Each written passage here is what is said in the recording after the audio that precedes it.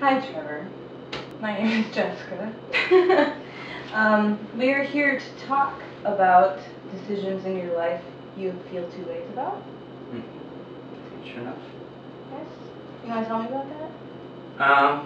Well, for a couple of years now, actually. I'm 27. I haven't been in school for 5, 6 years now, something like that. And I dropped out for a good reason when I did drop out, but since coming back, um, we've seen a lot of different changes in society and other things like that. And I've been deliberating whether it's actually worth my time and money and effort to go back to school when many of the things that I would be learning are skills that I already have. I just don't have a degree to prove that I have them. Yeah.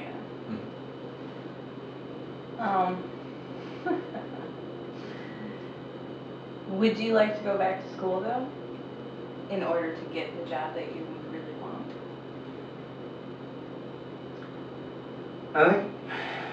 I think it really kind of depends on. First, I'd have to get into the situation where I would need to know that, like, the degree would guarantee me the position over somebody else, because for the things that I do, I've already been doing them in some level professionally for several years now. Like I own a small business, and operate it. I do my own taxes. I do my own legal work. Like there's not a lot of practical skills that I would improve by continuing school where I had left off. A lot of that would be just relearning things that I've already learned on my own in the last several years. Yeah. So I don't really know if like there's an inherent value in spending the time or money as compared to just continuing what I'm doing and hope, and work to make things improve and get better from here on out, as compared to taking time out, significant amounts of time out to go back to school and get a piece of paper that essentially proves that I, can do these things.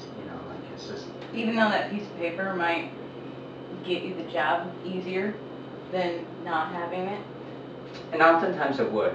I don't really think that that's necessarily a good thing, though, in and of itself. Like I think there's a lot of people out there that are similar to myself that do have a variety of skills that don't necessarily have a degree for it, but they're equally as capable and equally as intelligent, equally as skilled as all these others. They just didn't go through school for it. They learned online. They learned by working with other people from jobs that they had instead of going to school, and they are completely as capable as anyone. So it just doesn't really seem that spending tens of thousands of dollars and like a couple years of my life is necessarily worthwhile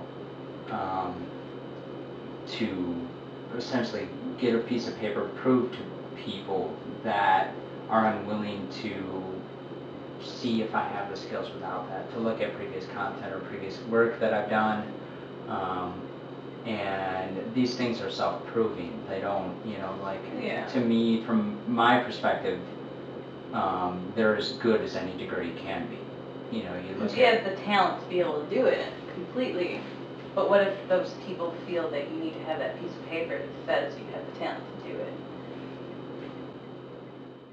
If you're going to take that illogical perspective where a piece of paper is what is going to be required to get a job and not the skills and like the previous content actually proving that you have the ability to do it, I'm not even necessarily sure if I want to work for an establishment like yours in the first place. Like maybe I should just be looking further out of state, out of the region, maybe out of the country, and look for the type of organization that has the same ideals in mind as I do, because I don't see how a piece of paper is like the qualifier for whether somebody's capable of doing a job. And I frankly think it's kind of a stupid perspective to think that somebody should be required that to have that. There needs to be some other measure of skill and ability other than um, just knowing that they went through this so many years of school. This is the school that they went to. This is the program they went through. This is what they paid to go through that program. It just doesn't seem to me to be a good measure of whether they're able to do something or not. What caused you to drop out of college the first time? Was there any influences or factors to your wanting to leave? The reason I dropped out, I had gotten an opportunity to move out west and for a good job out there and to live and work in the mountains region. And most of the photography, the art that I was actually producing was landscapes and doing other things like that. So I spoke to the head of the art department, whom I had become relatively close with over the years, and she told me, go. This is your opportunity. This is your chance to actually get out and do something, and you need this. You've been living in this city your entire life. You've visited other places, but you haven't experienced living somewhere else. And so I did. I dropped out. Left my job, left school. I had just enough money to get where I was going, pay rent for the first month, and buy ramen noodles and cigarettes. That's it. That's all I had. But I worked. I had a decent job out there. I made decent money, and I spent a good amount of time out there. I really enjoyed it. I spent every day as much as I could. I was off on my own. I snowshoed through the mountains with my camera and just set up whatever I wanted. I camped in the middle of nowhere. Didn't matter. Just brought food for the night, make a campfire, didn't give a damn. It's the West, like there's so much to see out there and so much to do. The problem, I guess, came when I moved back. Maybe sooner than I could have or should have or whatever. But I decided it was time. I wanted to see my family and friends, and I wanted to start picking up the piece where I left off. Maybe about 2 weeks before I came back, I had got notification that art department head that I had spoken with that encouraged me to go out there in the first place had passed away very suddenly from breast cancer. So I came back to a city in a world where I didn't have my connections into the field anymore. Like the work that I had done, like the degree would have been nice, but that's what you do when you go to school is you meet professors, you get to know them, you get to working in the field, and that's how you find a job in your field. And that's, to me, was always kind of the point of going to school. It was never about just learning a couple of things and getting a grade and like getting on the dean's list. Like that's all amazing and whatnot, sure, but like the idea was to find a practical means into the field you're working in, and I didn't have that when I moved back. You feel as if you don't need that piece of paper to prove that you're qualified to do the work or the job. Even your professor told you to go out and explore. She wanted you to experience things for yourself.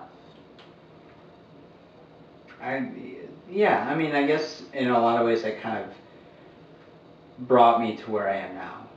What led me down the path to the point where it's just experience has proved more valuable, and in my experience in my field and what the things that I'm going for, experience has proved to be far more valuable than the class time. The amount that I learned in the short time by getting out and doing things on my own, and since then too, I may not have been in a different place, but I'm still doing it. It's not just learning about doing it or learning how other people are doing it. I'm actually doing it in practice. It's maybe by going out there and encouraging me to go out there in the first place is that's kind of the ultimate lesson that I learned, is that experience is more valuable than a classroom education for certain types of fields, for certain studies. Well, thank you, Trevor, for coming and speaking with me, and I hope you are able to accomplish what you want. and not have to meet the standards of others to get that.